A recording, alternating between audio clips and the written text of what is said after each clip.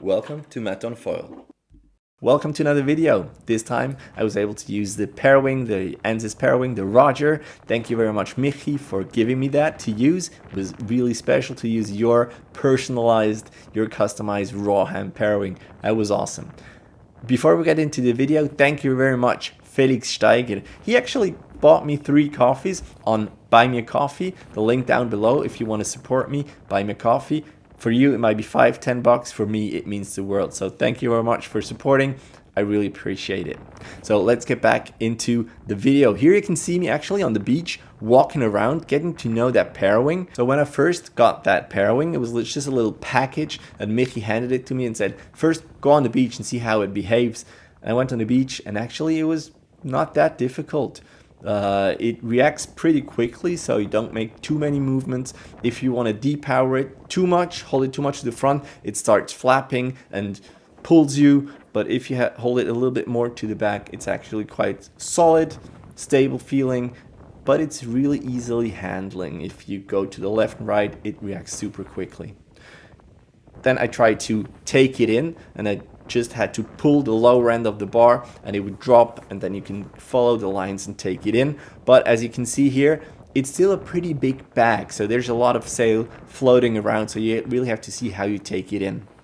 To deploy it, just throw it out there, and this happens. Yes, you have to focus, you have to see that the collar part is looking upwards, and I didn't realize it only now watching the video. So you really have to focus that this is up. But even if it's up, it's not 100% sure that it's looking the right way, because maybe the whole bar is twisted 360 degrees or one turn around. So when you redeploy it, it doesn't magically just be in the right position. So that was quite a hard thing to learn actually. I did that a couple of times before I went on the water. And then I put on my wetsuit. I have like this super thick Cressy wetsuit. It's, I think, a wetsuit for divers and not for water sport enthusiasts. And the problem is that even though I'm never cold with it, even with below 0 degrees, and it was around 0 to 2 degrees Celsius, I was never cold. But I cannot move that well. So that was a bit of a pain. Thank you very much, Balz Radiculo, for giving me your helmet. I got it from him. Super happy. I have a real helmet now that belonged to a pro, and it's mine now. Thank you very much. So here you can see me with the leash already on, ready to go. Just one last time deploying the Parawing, and that was the first time that it actually didn't deploy well. You can see I had to turn it around. The lines were somehow not very well, and as soon as I had it out, it started pulling me, and you can see the bridles, they're still not in the right order. So yeah, I had to move the bar a bit to see that everything's set up before I leave. So really just throwing it and it's magically out there like it should. That's not how I had it. Anyway, I took it back in and I went down the rocks.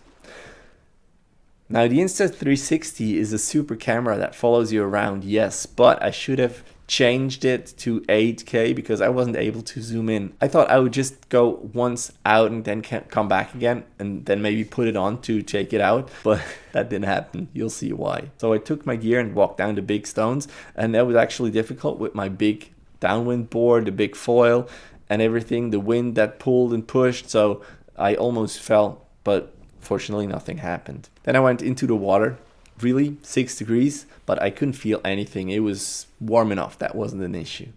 I didn't know how deep it was and if I had to walk out, but also there it was just with my 85 centimeter mast, it was all right.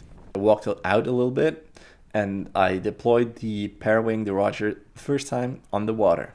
I just threw it and thought, well, it's gonna go up, but then again, didn't watch where the collar part was, and I had to move it around a little bit before I started. But even if that thing is wet, you're so close to it, you can actually just pull it out, move a little bit, and it will start flying eventually. So that really is not an issue. There are some other issues though, and we will come to that later on. I was quite happy with the huge board I had, so it was really easy to get on, and I started to get moving as soon as the Parawing was up.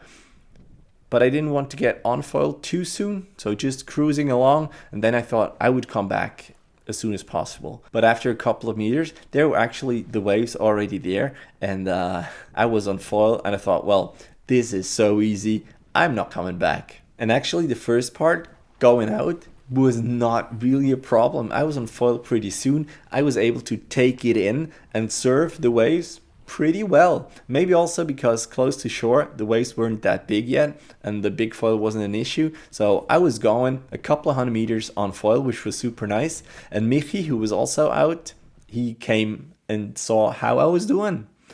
And I thought, well, this is easy, this is amazing. I'm gonna go down to Yverdon, so a real downwinder. That's what I wanted to do. So as I just wanted to go out a little bit, I didn't bring my camera, so I don't have any images from out there.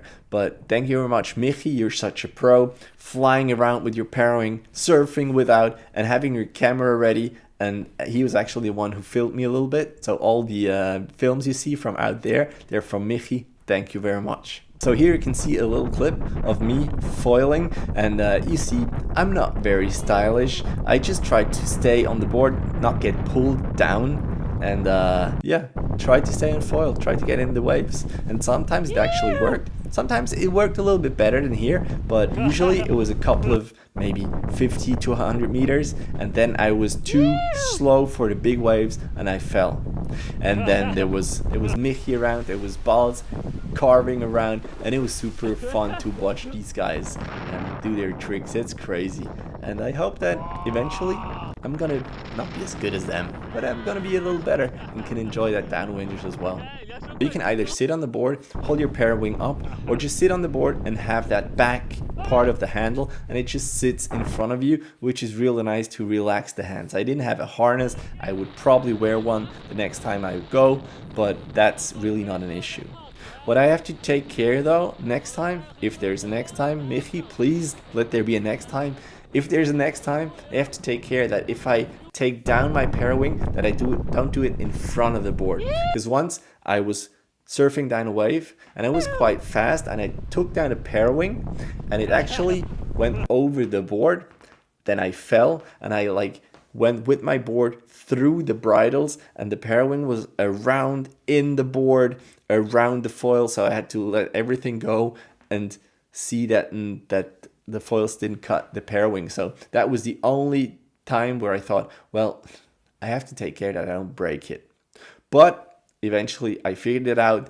The different colors in the bridles are super important. So you have the blue part where you can just follow that and see if everything's right. Then you have the red part, and eventually I always was able to get it flying again. And actually for me it was good that I sometimes had to figure out how it was actually set up, so I had a little break. So I went down to Grandson, not to Yverdon, which is a little bit more to the other side, but I know that harbor, I knew how to get in. I was kind of just going on the other side of the lake. All right, now what will happen with my downwind journey? I want to learn that paddle up, that's for sure. I think it's a gold standard, and I feel like I want to put in the hours because it looks like a hell of a journey. But I also want to continue with the Parawing. I would love to test the Roger again, see if I can improve. And I think if the waves aren't that high and the wind is not that strong, because 25 to 35 knots was really too much for that 3 square meter Parawing, I think it is a little easier and it is really fun. So I think I want to continue with both. I don't know if I could put the paddle on my back if I try the Roger and then exchange it. But really, those two, those will be my best friends in the future. If you want to see another video like that, hit that subscribe button. If you're liking what I do, then consider helping me out. Buy me a coffee or just by clicking the like button. I'm really happy and it gives me joy to continue that thing. So, next video is going to be from the boat in Düsseldorf. I'm really looking forward. I will be able to compete the pump foiling race. I'll probably lose, but I'm still looking forward to do that race. So stay tuned for that, subscribe, and see you guys in the next one. Bye-bye.